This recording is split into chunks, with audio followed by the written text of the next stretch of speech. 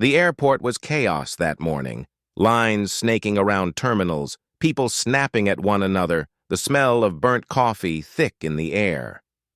Emily Carter, flight attendant for Pacific Air, adjusted her blazer and sighed. Another full flight. Another day of fake smiles and sore feet. Boarding in 10, her coworker called. Emily nodded, rolling her shoulders as she prepared to face another round of grumpy travelers. She'd done this job for 8 years. She'd seen it all, crying babies, late passengers, angry businessmen. But she was tired, and patience had stopped being her strong suit. As passengers boarded, she greeted them automatically. "Good morning. Welcome aboard. Seats to your left. Enjoy your flight."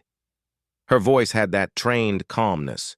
But when the next passenger stepped up, she instinctively frowned. If stories like this touch your heart, please take a moment to like and subscribe to Broken Chains. Every story here reminds us of the humanity that still exists in a divided world. He was wearing a faded army uniform, boots dusty, duffel bag slung over his shoulder. His eyes looked exhausted, rimmed with sleeplessness, his movements slow, deliberate. He wasn't old, maybe late 20s, but his face carried years of something heavier than age. He handed her his boarding pass. His hands were rough, his voice low. "Morning, ma'am." She gave a polite nod, but inside she sighed. "Another soldier. Always expects special treatment. Always late to sit. Always something. Seat 14A, she said curtly, handing it back. He nodded, offering a small smile. "Thank you." When he walked down the aisle, she rolled her eyes without thinking. The coworker beside her whispered, "Emily, be nice." "I am," she muttered. "Just tired of the act." Mid-flight, Emily noticed him sitting quietly by the window. He hadn't asked for anything. No complaints, no demands. Just stared out at the clouds, hands clasped, a small, worn photo of a woman and a little boy tucked between his fingers. Something about the way he held that picture made her pause. She couldn't see their faces, but she could feel what it meant. Still, she shook it off. She didn't want to feel today. Later, when she walked down the aisle offering drinks, she stopped by his row. "Coffee, juice?" she asked, monotone. He smiled faintly. "Water, please." She poured it, and as she handed it to him, she noticed his fingers trembling. "Not from fear, from exhaustion. You okay?" she asked before she could stop herself. He nodded. "Just been a long trip. Heading home. Deployment?" He smiled again, tired but warm. "Yeah, 2 years this time." Something in her chest shifted. Guilt, maybe. She nodded and moved on. Hours later, when they landed, everyone rushed to stand before the seatbelt sign went off. Emily hated that part, the chaos.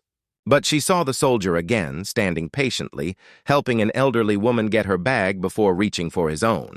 He smiled at Emily on his way out. "Thanks for the flight," he said kindly. She managed a small, embarrassed smile. "Take care." And then he was gone. She forgot about him by the next flight. Another city, another crowd, another blur of faces. 3 nights later, Emily was home, curled up on her couch, flipping through channels with a bowl of cold noodles.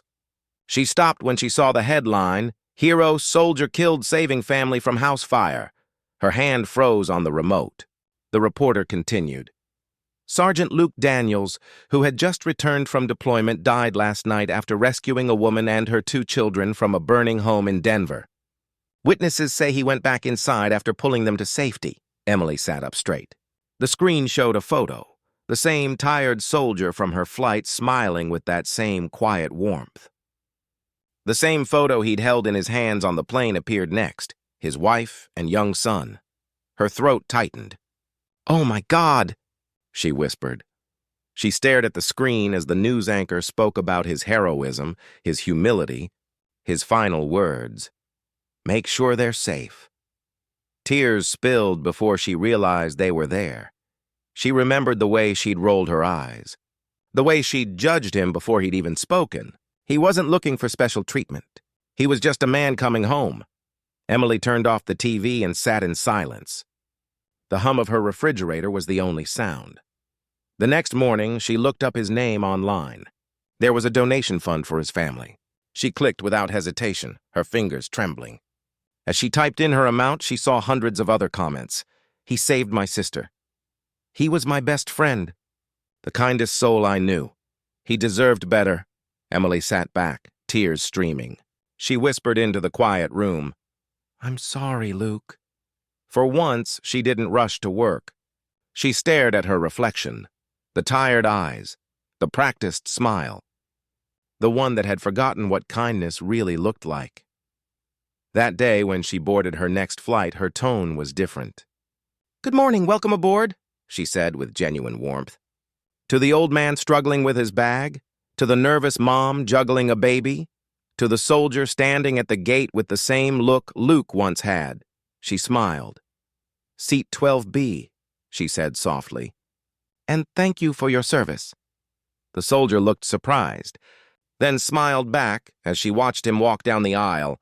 Emily felt something lift inside her, the weight of judgment, replaced by the quiet reminder that every face carries a story.